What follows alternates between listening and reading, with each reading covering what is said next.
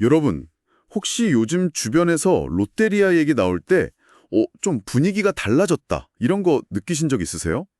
몇 년 전만 해도 사실, 롯데리아는 좀, 이런 반응이 많았잖아요. 네, 맞아요. 근데 신기하게 요즘은, 그거 생각보다 괜찮던데? 하는 목소리가 진짜 들려요. 이게 참 흥미로운 변화 같아요. 그렇죠. 한때는 뭐랄까 거의 맛없는 버거의 좀 대명사처럼 여겨지기도 했으니까요. 오늘 저희가 같이 좀 살펴볼 이야기들이 바로 이 롯데리아가 어떻게 그런 좀 부정적인 이미지를 딛고 일어서서 소비자들의 인식을 바꾸고 있는지 그 과정을 좀 다루고 있습니다. 와, 듣기만 해도 궁금해지는데요.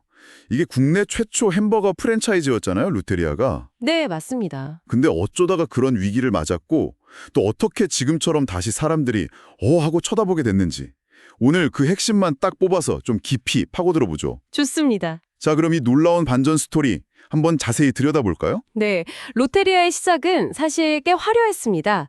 1979년이니까 맥도날드보다도 먼저 국내에 들어온 토종 브랜드였죠. 먼저였군요. 네, 특히 불고기 버거나 라이스 버거 이런 식으로 한국인 입맛에 맞춘 메뉴들이 정말 크게 성공했거든요. 그래서 90년대에는 업계 1위였어요. 그때는 생일 잔치한다. 그럼 롯데리아였죠? 맞아요, 맞아요. 저도 기억나요. 롯데리아 생일 파티, 그 노란색 모자 같은 거 쓰고 그랬던 것 같은데. 근데 그렇게 잘 사가던 롯데리아가 2000년대 중반부터 좀 흔들리기 시작했다는 거군요. 구체적으로 뭐가 문제였을까요? 이게 좀 복합적인데요. 우선 외식 시장 자체가 엄청 치열해졌어요. 패밀리 레스토랑이다, 피자 전문점이다. 엄청 생겨났죠. 아, 경쟁이 확? 네. 그리고 롯데리아 자체적으로도 좀 야심차게 내놓은 신메뉴들이 생각보다 잘 안 되고 연이어 실패하면서 힘이 좀 빠졌고요. 결정적으로는 2018년, 19년 이때 가맹점 폐업률이 10%를 넘었어요. 이건 정말 심각한 수준이거든요. 10%요? 와. 네. 그리고 2021년에는 연 매출이 6,757억 원, 그러니까 7천억 아래로 떨어지기도 했죠. 폐업률 10%면 진짜 뭔가 큰 문제가 있었다는 건데 단순히 경쟁 때문만은 아닐 것 같다는 생각이 드네요. 정확히 보셨어요. 더 근본적인 문제는 사실 그 품질에 대한 부정적인 인식이었어요. 맛? 네. 맛없다. 미리 만들어 놓고 그냥 데워준다. 이런 이야기들이 소비자들 사이에 꽤 퍼졌죠. 많은 분석들이 그 원인 중 하나로 2000년대에 매장 수를 너무 급격하게 늘린 걸 꼽아요. 1000개, 1300개 이렇게 막 늘리면서 양적 성장에만 집중하다 보니까 개별 매장의 어떤 품질 관리 이런 게 좀 어려워졌다는 거죠. 어디서 들어본 얘기 같은데요? 엔젤리너스 커피 사례랑 좀 비슷한 맥락인가요? 거기도 매장 확 늘린 다음에 커피 맛 논란이 좀 있었잖아요. 맞아요. 정확히 그 사례랑 비교가 많이 되죠. 결국 본사가 너무 커지니까 통제력이 약해지고 그게 품질 저하로 이어질 수 있다. 이런 분석이죠. 당시 소비자들은 그러니까 맥도날드나 버거킹이랑 비교했을 때 맛도 그렇고 양도 좀 아쉽다 이런 느낌을 받았던 거고요. 네, 그런 정말 혹독한 평가 속에서도 롯데리아가 그래도 변화를 멈추진 않았습니다. 2010년대 중반부터는 품질 개선에 좀 본격적으로 나섰어요. 대표적인 시도가 그 클래식 치즈버거 출시였는데요. 그거 기억나요? 네, 기본에 좀 충실하면서 특히 그 햄버거 빵 품질을 높이는 데 신경을 많이 썼다고 해요. 근데 말씀하신 대로 이미 롯데리아는 맛없다는 그 선입견이 너무 강하게 박혀 있어서 처음엔 큰 반응을 얻지는 못했어요. 와, 그 선입견이라는 게 진짜 무섭네요. 클래식 치즈버거 괜찮다 하더라 이렇게 말을 해도 사람들이 에이 롯데리아가? 약간 이런 반응? 딱 그랬죠. 근데 여기서 진짜 흥미로운 점은 그런 좀 차가운 반응 속에서도 롯데리아다 다른 경쟁사들보다 훨씬 꾸준하게 신제품을 계속 내놨다는 거예요. 이건 뭘까요?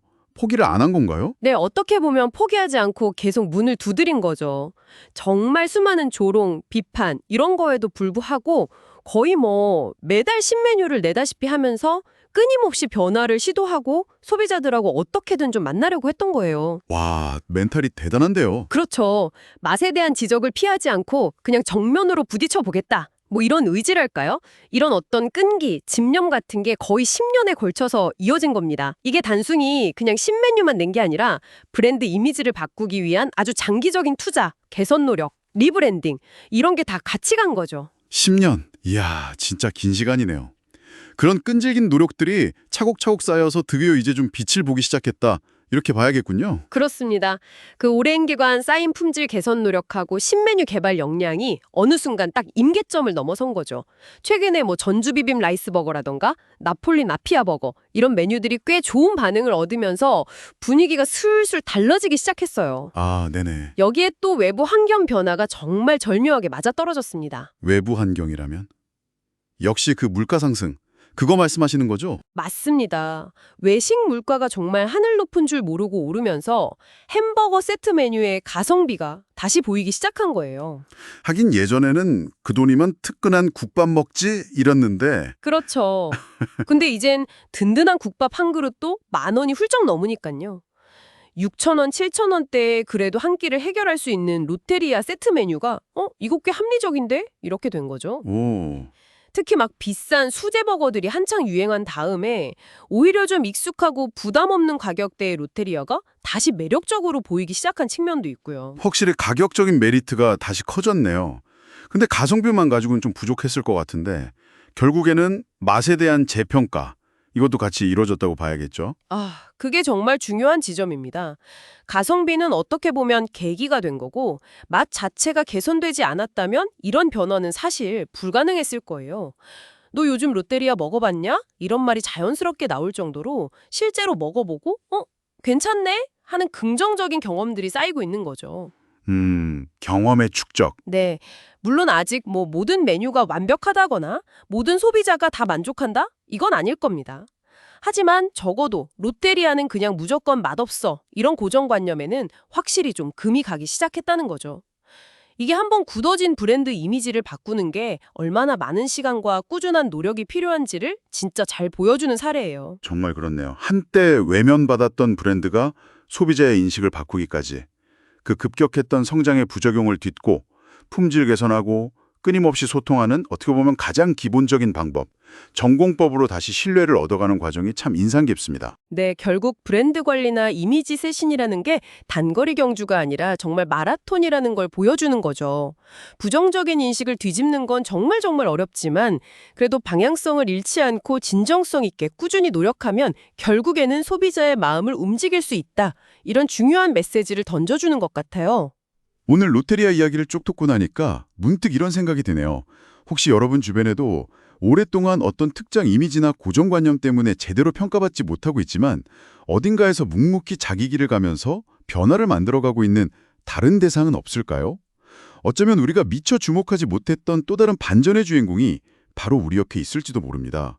한 번쯤 다른 시각으로 주변을 이렇게 쓱 둘러보는 건 어떨까 하는 생각을 해봅니다.